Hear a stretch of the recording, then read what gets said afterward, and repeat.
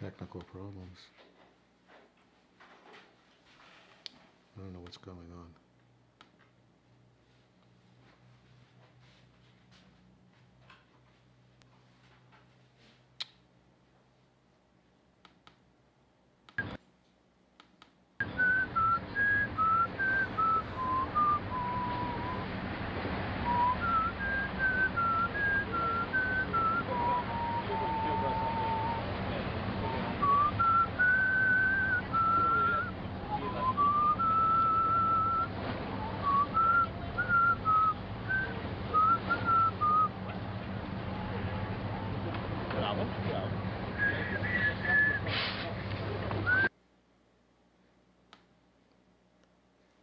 Good evening and welcome to Alan's Italy. What you just saw was a very interesting video of my friend Luca and I doing a duet. We were sitting on a bench in Como, Lake Como, waiting for a ferry, and we decided to whistle the theme of The Godfather. So we decided to do that. Laura caught it on video. And it's a really great video, so I thought I'd show you that. Tonight we are going to be doing Rome, part 1. There's a lot to do in Rome. You know, Rome wasn't built in a day, and we're not going to cover it in one day. We're going to cover it over 2 days. And we're going to be taking a look at that tonight. But before we do that, I would like to just do one thing. 1 second, I have to just take a look at something here. Something is not functioning, and I don't know what's going on. Give me a moment here. A little technical difficulty, I have to admit, so I don't know what the heck is happening here. Give me just 1 second.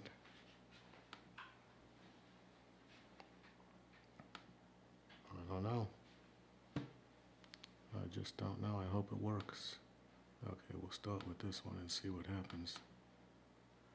Okay, anyway, so tonight I received an email a few days ago from my stepdaughter Lily, who lives in Missouri, and she posed some questions, some very, very good questions, and she gave me a choice of either answering one of them or all of them, so I decided that I was going to go through all of them because they're really very good questions about Italy and about me, so thank you to Lily, and here they go.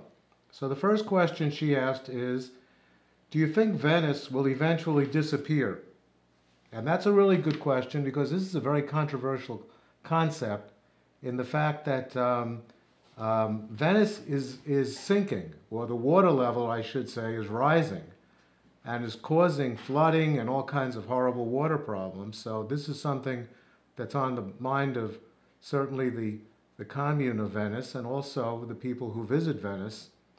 Venice being an extraordinary tourist attraction, so a lot of people like to go there. So my question is, I don't think it's going to sink. And the reason is that modern engineering will not permit it to sink. If this were 500 years ago, I'd say we have a real problem. But the fact that it's modern times and you know, a lot of people are working on this, money's being collected, and I really don't think that the Italian government would let it simply disappear because too many tourists go there. So the answer to that question is no. The second question Lily poses is, would it be hard to be a vegetarian in Italy? And I think of all the places I've been around the world, Italy would be the least difficult place to be a vegetarian for the following reason. Certainly breakfast is a meal where you wouldn't have too many difficulties. You know, most of the time when I'm in Italy, I have cereal, a bowl of cereal, you could have fruit, you could have a croissant or a roll, some yogurt perhaps. And that's what most people do have, although there are other things as well. But certainly a vegetarian could have no difficulty with breakfast. Some of the other things that I eat on a regular basis, and I'm not a vegetarian, but some of the things that I love a good bowl of minestrone, which is delicious soup and certainly pasta and pizza, insalata, which is a nice salad.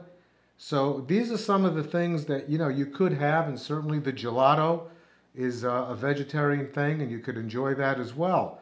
And people interchange what they have during the course of the day. Sometimes for lunch we'll just have a salad with some pizza or maybe a bowl of pasta, and for dinner we might have maybe some minestrone and maybe another, some more pasta or some more salad. So you interchange that.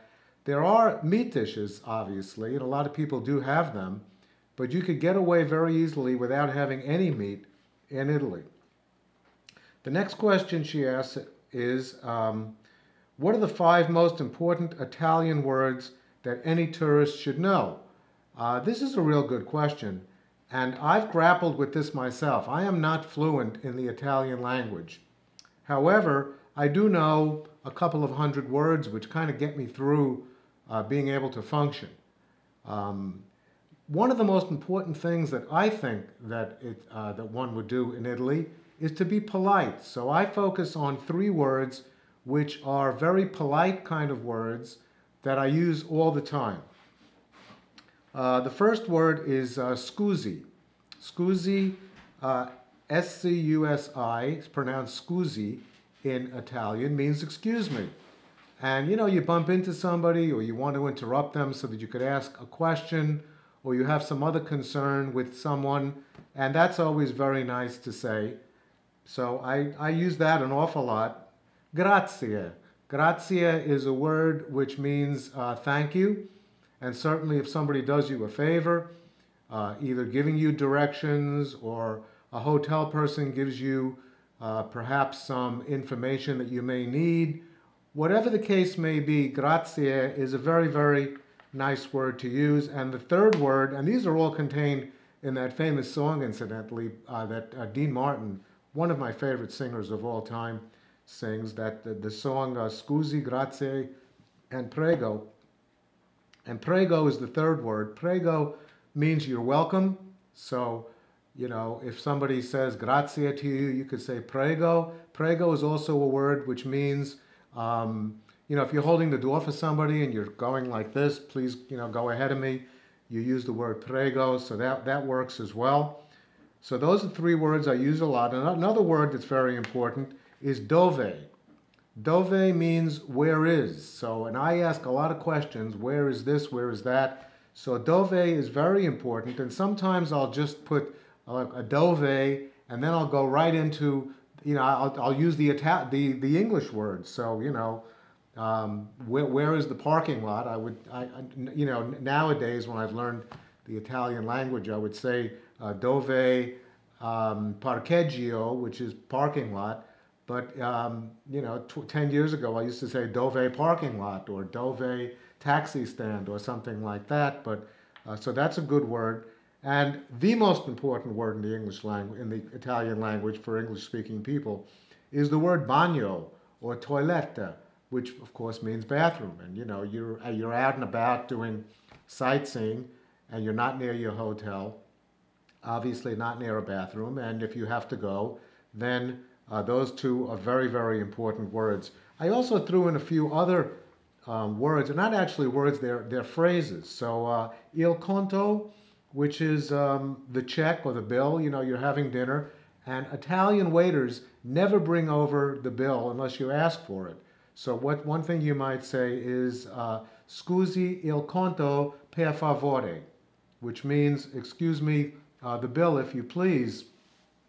So another word then is per favore, which means if you please, or something of that nature. Other words, again, polite words, when you come out in the morning and you see some people who speak Italian, maybe the people at the front desk, you could use the word buongiorno. And in the evening, when you come back from sightseeing at maybe 3, 4 in the afternoon, you could use the word buonasera, which means good evening. And certainly when you come back from your dinner at night and maybe walking around, it's now 10 or 11 o'clock, and you're going up to your room, you get the key, and you then say buonanotte. So those are some of the words I use on a regular basis. Sometimes I throw in vorrei or vorremmo. Vorrei means I would like. Vorremmo means we would like. So if I were to say to somebody, let's say, I would like a reservation for this evening, I might say, vorrei una prenotazione per, let's say, evening would be sera, or for dinner, let's say. So you would say, per la cena. So I like, I like to use that. Sometimes if Laura's with me and I would asking at the same time, I'll use vorremmo, which is we would like. So that's those are some words that I would recommend using. The next question is, where should I go in Italy if I want to be on the beach and relax? So I thought about this. We haven't spent that much time on beaches, but I would certainly recommend, of the places I've been, the Italian Riviera. And in that respect, two beaches crossed my mind. One is the beach at Santa Margherita, which is near Portofino on the Italian Riviera.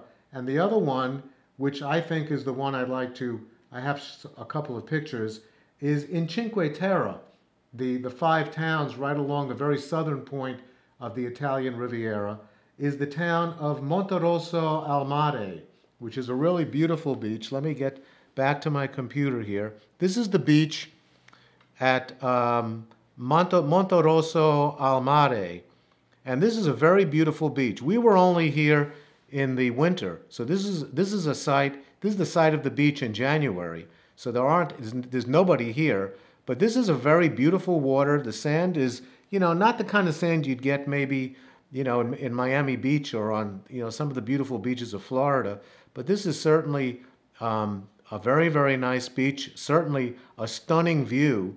And that's the second view of it. This is the view looking south. This is the view looking north of the beach at Monterosso. You can see hotels along the side and a mountain over there, hill over there in the background. And, if I were to go to a beach and I wanted to spend time on the beach, and people have asked me this question many, many times, where would I go if I just wanted to relax? I would say go to this beach at Monterosso al Mare on the Italian Riviera in the Cinque Terre area. It's the northernmost town of the five towns. And the last question she poses is, have you ever considered writing a travel book? And that's a very interesting question. The answer is yes, I have. One problem is that most of the really good travel books and the tour books that I use when I plan trips have already been written. That's one of the problems. And of course, I could put a different slant on it, but that's one problem. The other problem is that I actually did write a book once. I wrote, I would say, about 4 or 5 chapters of a book, and I submitted them to agents. This is the way you're supposed to start if you're trying to get a book published. And so I submitted one chapter, the table of contents, an introduction, and I sent it out to about 20 different agents. And for a while I got nothing back, and then towards the end of actually giving up on the whole thing, I got 2 responses. And both of these people said that they liked it very much, which was very flattering, but they wanted me to have more credentials, and they suggested that I try to get articles published in some of the travel magazines, which I never did. So that was my venture into writing. Now I guess I could. I have a little more time, but not that much. I'm kind of busy doing other things now. But I'm going to give that some thought. Maybe this summer when things quiet down a bit. I now take courses at Bard College, but if I wasn't doing that, maybe I'd have a little more time. So that's something I might consider doing. In any case, tonight, so first of all, thank you very much to Lily. Those were great questions. I think they shed a lot of light on the whole concept of Italy. So thank you for that. And I encourage Lily to ask more questions, or anybody else for that matter. So please, if you have any questions, I love questions so much. I explained, having been a former teacher, that I love questions. So, anytime you ask a question, I could answer it at any time. It doesn't have to be at the end of the show. I could get the question at any time and stop and ask the question, because I just love doing that. So we are going to start tonight talking about the Eternal City. Rome has got the nickname the Eternal City because it's been around a pretty long time. So this first picture you see is the Colosseum, which is the most evocative picture in Italy. And I'd like to talk a little bit, first of all, about the history of Rome. Now, Rome has been there for 2,700 years. So obviously, I'm not going into a 2,700-year history of Rome. I might stop at maybe 2,100. We could only do 2,100 years. No, I'm only kidding. But I will tell you that Italians date the beginning of Rome to a specific date, which is really amazing. But they date the beginning of Rome, the founding of the city, on April 21st, 743 BC. And the story that has come down through the ages is that two brothers, Romulus and Remus, come from the surrounding area, and they establish a little home on one of the 7 hills in Rome. In this case, Monte Palatino, the Palatine Hill, which is just above the Roman Forum. And they created a little home with some houses, and eventually that blossomed into what we know as Rome, ancient Rome, and the Rome we see today. There were 3 periods of ancient Roman history: the kings, the royal period, the republic, and the imperial period with the emperors. And gee, I wrote that down because I wasn't. The dates are okay. So the royal period extended from April 21st, 743 to 540 BC. And then began, excuse me, not 540, 510 BC. Then the Republic from 510 until 27 BC, with the imperial period beginning with Augustus, the first Roman emperor, extending until 476 AD. Then Rome kind of falls. It's attacked by barbarians. The city falls into disrepair. It's not a very hospitable place.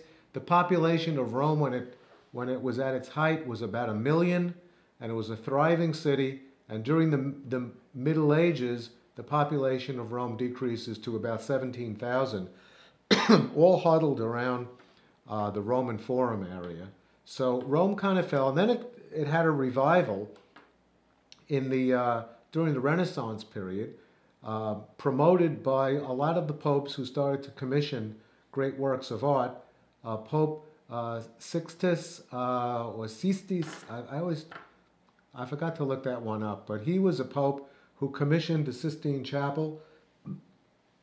Excuse me, but before the ceiling was painted by Michelangelo, so the original Sistine Chapel was commissioned by him. Julius II was actually the one that commissioned Michelangelo to paint the ceiling of the Sistine Chapel, and a lot of the great works of art began at that time and continued, but Italy was always city-states, and it didn't become unified until the year 1870.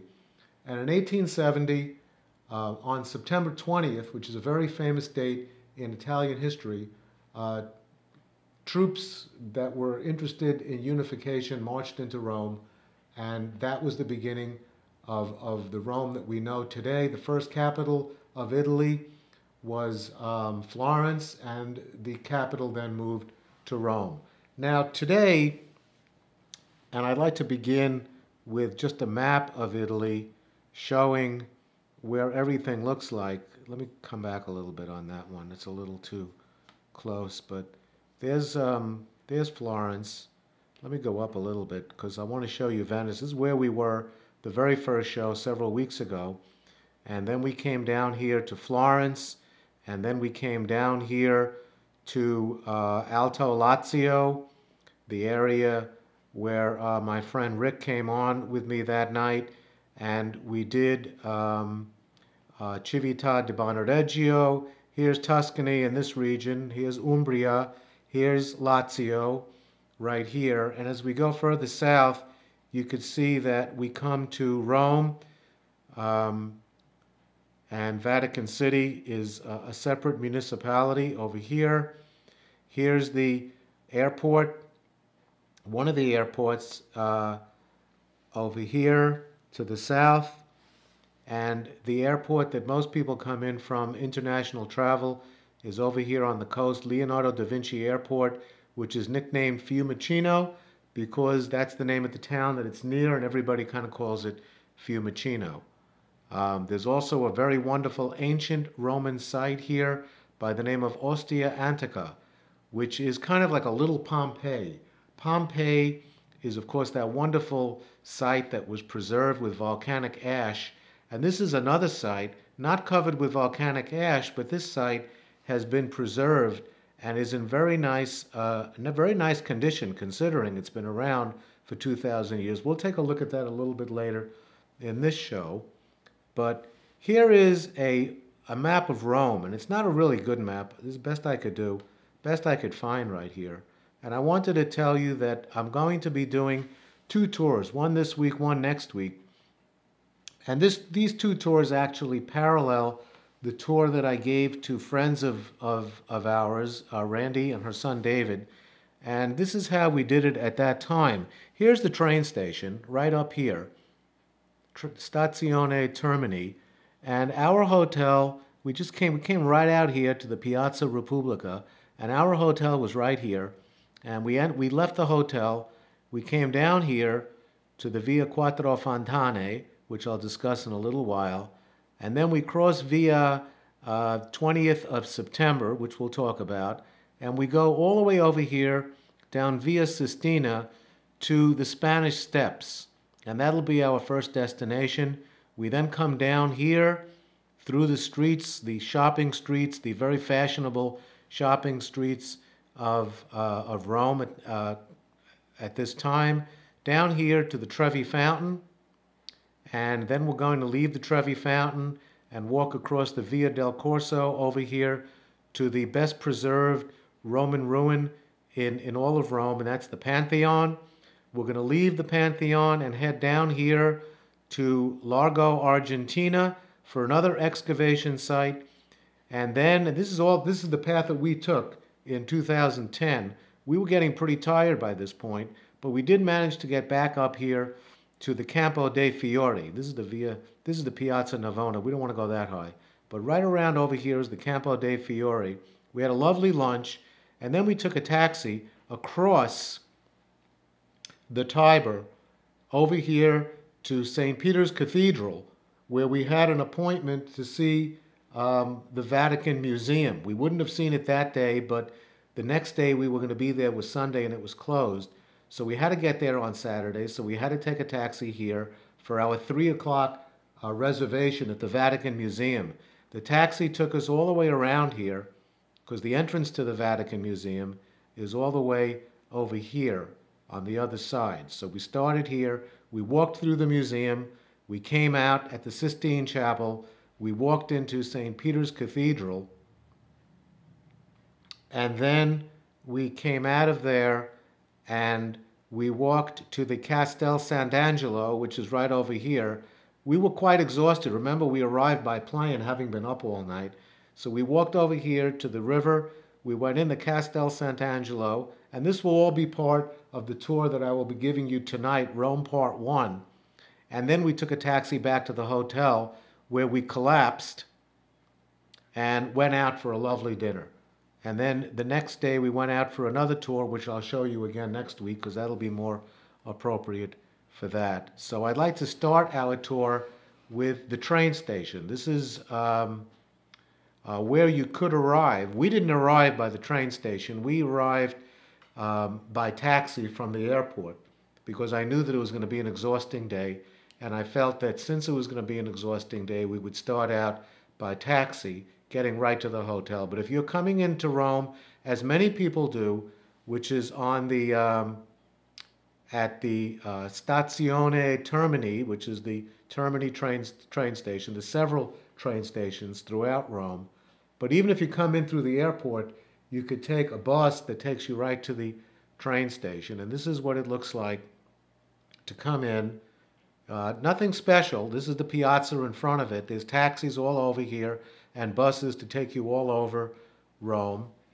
And this is what it looks like as you look out from the train station at the Piazza Cinquecento, which is a very interesting piece. Not a great piazza. I mean, and I have a picture here of the view you get.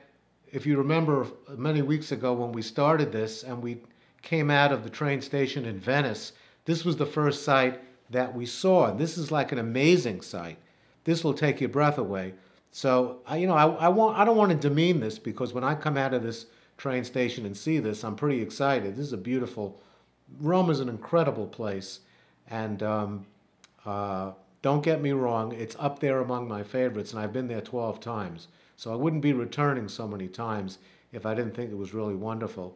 But this is the site you see. And then the next picture here is as we're walking towards the hotel.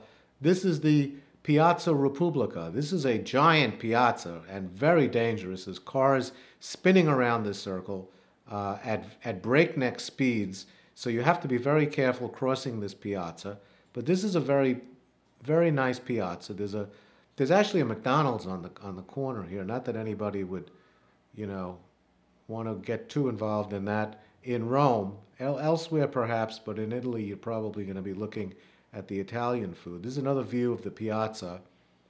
And when you cross the piazza, this is a picture that was sent to me by my friend Richard Schlesinger, who got this picture from a friend of his who lives in Rome. And this picture was taken last week. And I don't know if you keep up with the weather, but the weather in Europe in general has been horrible. They've been having snowstorms in London, and this is Rome, which is much further south than London, maybe a thousand miles. And this is what Rome looked like right after a snow event. So, I mean, that doesn't look like the snow is too deep. Certainly up here in Woodstock, this would not be considered a major snowstorm, but it was enough snow for the person to build a snowman over there on the right side. So this is, I thought, an amazing picture, and I thank Richard very much for sending me this, and he gave me his permission to show this to you. It's an amazing picture of a snowstorm right after a snowstorm in Rome. I've never seen snow in Rome. I've only seen snow in Milan in my times that I've gone to Italy. This is after walking through the Piazza Repubblica, we wind up at the hotel. This is not the hotel. This is a view from the window of the hotel. So although I think this little balcony over here on the right side could be part of the hotel we stayed in. But this is the Via Modena.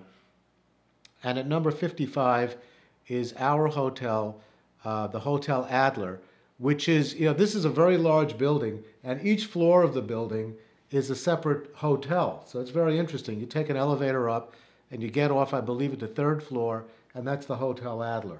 And you're in another world there. You get out of the hotel, you have this beautiful lobby way, hallway, and it maybe has 6 or 8 rooms with a breakfast area, and it also has an area where you can go outside and have breakfast.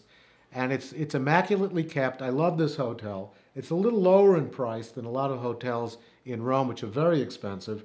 So if you want a good buy and you want to be in a really great location, right near the train station, walking distance of the train station, and walking distance of just about everything in central Rome, you can go to the Hotel Adler.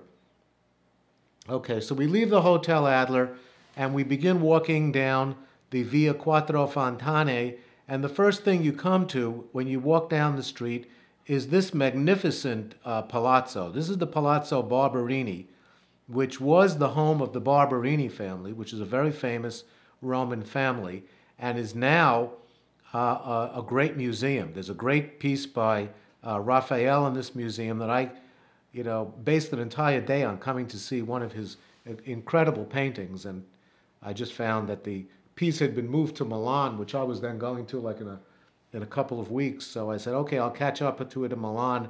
By the time I got there, it was already moved back to this one.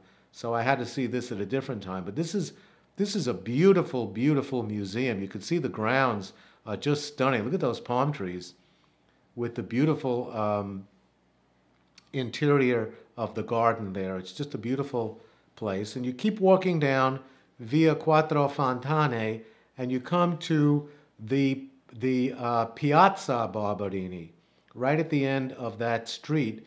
And this is a famous fountain, a Bernini fountain, I believe, and it's called the Trevi Fountain. And this is another one of those piazzas where if you don't cross the street carefully, you're going to get winged by a car. So you have to be careful crossing this piazza. But this is a very, very nice piazza. As you can see, very nice to kind of walk around and relax. My favorite part of this piazza is that there's an all-night pharmacy. We stayed in a hotel in 1992, about 100 feet to the right of this fountain. And I woke up in the middle of the night and realized that I hadn't brought something. I'd rather not go into details, but I hadn't brought something from the United States that I needed very badly. So I remember that there was an all-night pharmacy here. I walked across the piazza, just the way you see these people walking now, and I got to this place, and it was an all-night pharmacy. It wasn't open, but you could ring the bell, the person comes down, and I had to explain to her what I needed, which I did, and she helped me to do that, to get what I needed. And this is what the piazza looks like from a slightly different angle. The pharmacy, which I don't see the pharmacy here. I was looking for it the other day. Pharmacies, as you know, from what I showed you from previous, I believe I showed you what a pharmacy looked like in Florence, has a green cross. And I just don't see the same. I think the pharmacy was somewhere over here, but I don't see it, so maybe it's not there anymore. Anyway, so on our tour, you continue walking through the Piazza Barberini, and you pick up another street on the other side of that. Well, actually, I think the Via Quattro Fontane continues for one more street right here to the Via 20th of September. And you come to this corner. Now, Via Quattro Fontane means the street of the four fountains. And this is a corner in Rome in which there are four fountains, one on each corner. That's one of them that you're now looking at over here in the distance. Okay, this is the Via Sistina, which continues down towards the Spanish Steps. But there is a sculpture, a beautiful sculpture, a fountain on each corner. And here's another one. This is another one of the fountains on that same corner. And Rome is known for its fountains. You know, back in the ancient times, aqueducts used to bring fresh, clean water into Rome, and there is still a very, very wonderful system of cleanliness of the water. You can go to any fountain in Rome and lean down to take a drink, and it would be, the water is outstanding. So you could bring your, bottle of water, consume the water in the bottle, and go to any one of these fountains and refill it. Okay, as you keep walking down the street, you come to some lunch places. Again, you're asking about, what to eat in Rome, and this is certainly not something for vegetarians because you can see there's ham right there. But if you take the ham out of there, and I even see a little bacon in there, so this is not something that would be good for vegetarians, but this is one of the, really special lunches you could have in one of the places there. Okay, as you keep walking down the street, down Via Sistina, this is the street that you come to.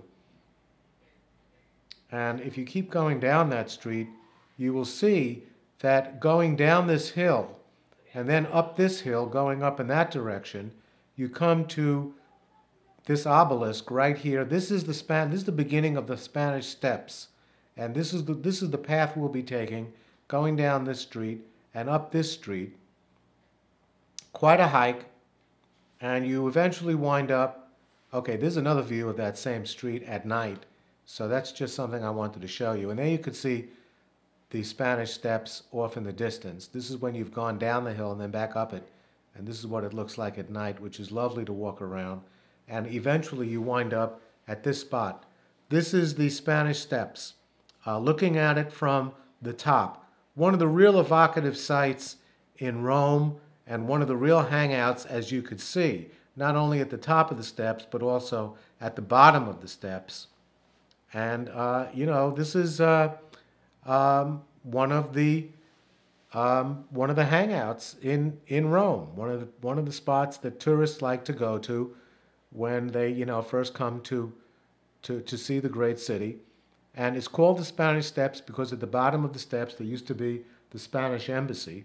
At the top of the steps, which I'll show you in a moment, is the Church of Trinita al Monte.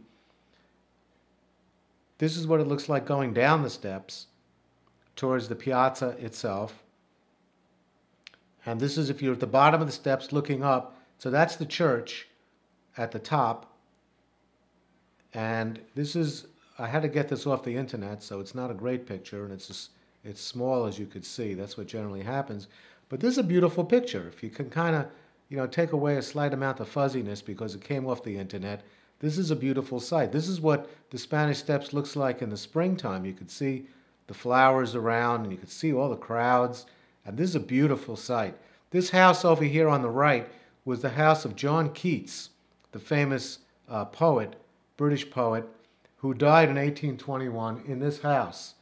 So he chose this spot as a very, very lovely place to live.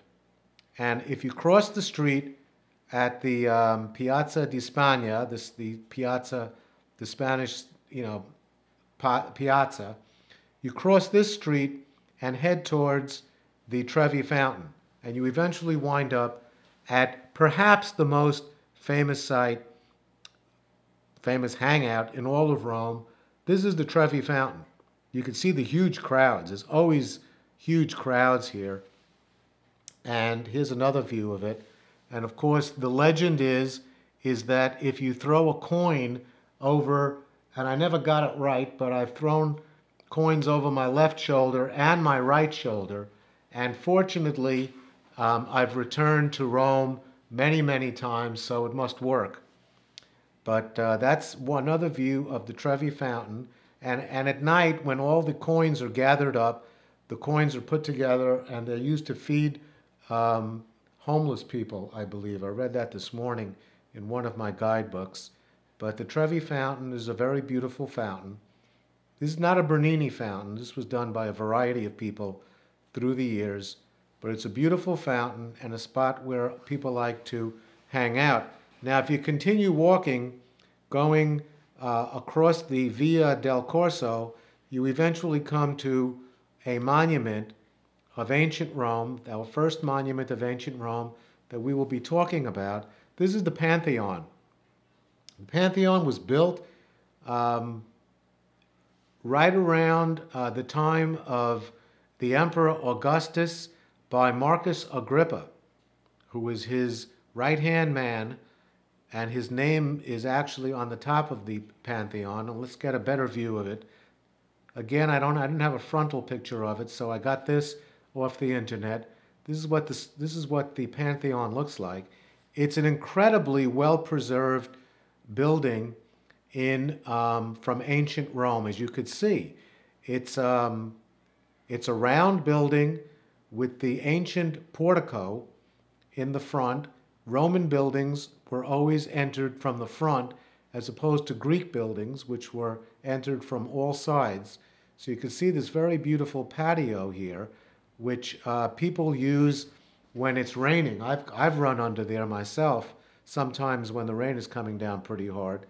And this is the Pantheon.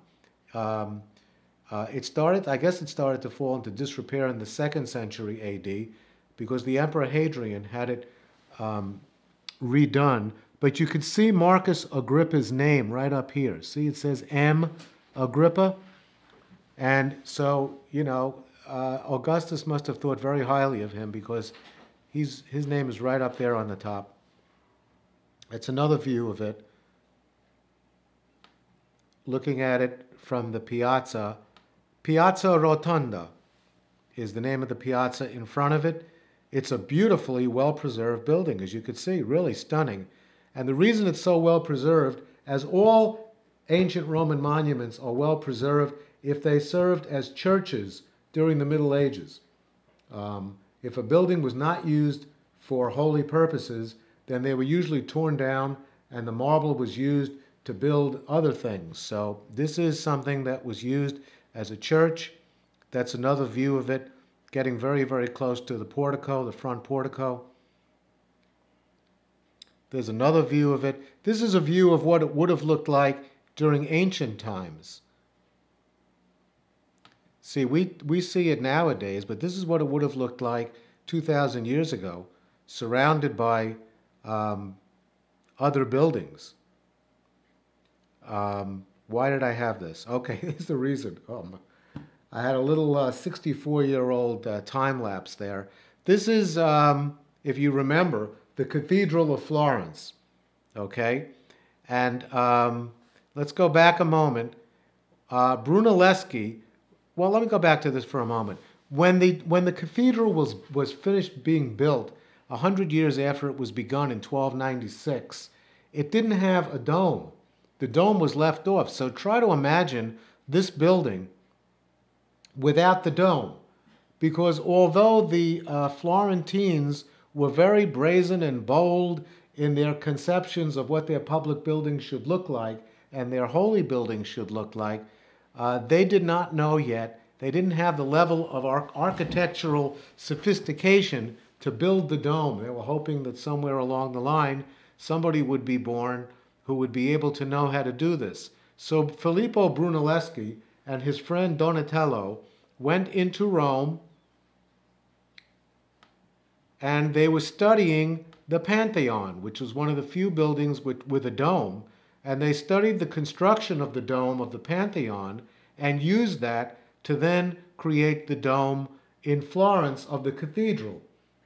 So,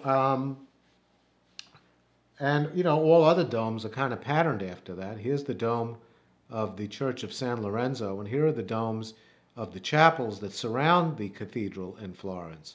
So that dome and this dome are very, very closely related. Although the dome in Florence is taller, but the dome of the Pantheon, I believe, is wider. All right, here's another view of the dome. I just thought I'd show you this as well. It's a magnificent structure that Brunelleschi did with ideas from the Pantheon. This is the way the Pantheon and the surrounding area looked during ancient times. I got this off the internet again, and you could see that ancient Rome was beautiful. I mean, now it's largely in ruins, but back then, this is the way it looked. It was magnificent, and this is a cross-section of what the inside of the Pantheon looked like. And this is what it looks like now. And, you know, it's not that much different. This is a 2,000-year-old building, and this is what it looks like. And it's really very beautiful. Pantheon, of course, is a word that means burial place. And there are famous Romans who were buried in here, tombs. One that I'm very familiar with is the tomb of Raphael, the famous high Renaissance painter. And his is along the left side here, although I'm not sure of the exact location. This could be it, but it may not be. But that's kind of what it looks like, being inside the Pantheon with all the people around. Here's a view of the dome. And yeah, the dome is open on top, so it does get rained upon. And this is what it looks like as we walk around the side of it, headed towards the south. We're now walking south, past the Pantheon, towards this spot, which is the spot known as Largo Argentina. And this is an ancient Roman site on the right side of the street. This is going down the main street, and this is what it looks like to the other side. Looking towards the Largo Argentina is an excavation site, and this is what it looks like. This is a great site. I came upon this a few years ago, and I like this site, and I'll tell you why. First of all, there's 4 temples that are simply given the name A, B, C, D. This is in the vicinity of the area that Julius Caesar was assassinated. Many people think that Julius Caesar was assassinated on the steps of the Senate building in the Roman Forum, now known as the Curia. But that is not true, because the Curia had burned down and was being rebuilt, so the senators needed a place to meet, and they met at what's called the Teatro di Pompeo, which is Pompey's Theater. The famous General Pompey had a theater that extended into this area. I'm not sure of the exact location, but somewhere over here was the spot where Julius Caesar was assassinated by the Roman senators. This is a wonderful site because, for three reasons. First of all, it's a beautiful excavation site that's kind of interesting to see. Second, sometimes you actually see the excavation as it's going on. So if you're lucky enough to be standing up along the top here when the excavators are doing their job, and it's usually workmen with archaeologists with a hard hat, and they, it's interesting when they come across something and then they start examining it for a period of time. So this is very interesting if you happen to catch it at the right moment. The other reason why this is known is that this is a cat sanctuary.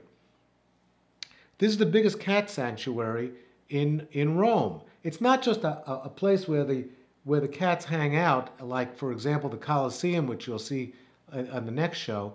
This is a place where people come and actually take care of cats, bring them food, and it's a recognized cat sanctuary. And I don't know, do we see any cats in there? I wanted to throw in a picture of a few of the cats, but you can't see them. But I've seen them in this area down here on the right side.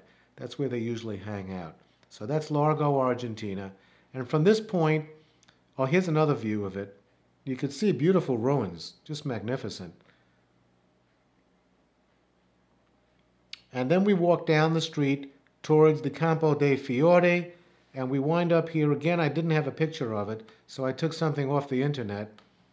And we went to the Campo dei Fiori, which is one of the great piazzas in Rome. You can see that there's a market there that looks like it's about to be, they're kind of getting things together to leave. But this is a great piazza and a great hangout. And right at the end of it is a wonderful restaurant called La Carbonara, which is a little touristy, but still has really, really excellent food. This is where we, just off of this piazza, right at this spot, we had lunch. This is not the restaurant, unfortunately, but this is a street just off the Campo dei Fiori. And this is, again, this is not, I thought this was the restaurant, but when I showed this to Laura, she said, no, the picture was taken from the restaurant, and this is the restaurant right across the way from it. The restaurant I'm talking about is the Ristorante, it's called Ristorante Teatro di Pompeo, the restaurant of the Theater of Pompey. And it claims to have architectural features from the ancient site. We had a taxi that came right into this street. Kind of a cute little street. I've always liked this spot. The food in this restaurant is incredible. We had spaghetti alla vongole, which is spaghetti with clam sauce, which was incredible. This is the first meal that we had when we arrived in Rome. And Randy and David, David had the vongole here and was just blown away by it. It was really quite amazing. And so from this point, we caught a taxi, and the taxi took us to the Vatican Museum. And this is what the Vatican Museum looks like. I'm not sure how far we're going to get here tonight because it's now about 50 minutes into the show. I'll get as far as I can, and then we'll stop and pick it up again next time. Okay, so let me just give you a little introduction here to what the Vatican Museum and the Vatican complex is one of the great museums in the world. This area over here on the left side are the grounds of the Vatican, which has where the Pope lives, and there's a radio station here, and this is the Vatican Museum.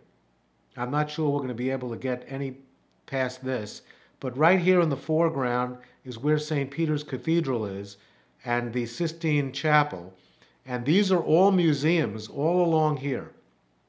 You enter over here, and you go up some steps. Let me just show you the steps. These are the steps you have to go up. You could also take an elevator, but 20 years ago, this is all they had, so you'd be exhausted by the time you got up these steps. But you walk up the steps and you get to this level here, and there's museums all over. There's a picture museum, there's a sculpture museum, there's an Egyptian museum that's wonderful, there's a museum of maps, there's a museum of medieval tapestries, and it's just a beautiful museum. And I think that I'm going to stop here because I think this is a really good place to stop, and then we'll pick it up again next time with the Vatican Museum. So I think that I'm going to now go to just simply say to you, thank you for watching, good night, and I will see you next week.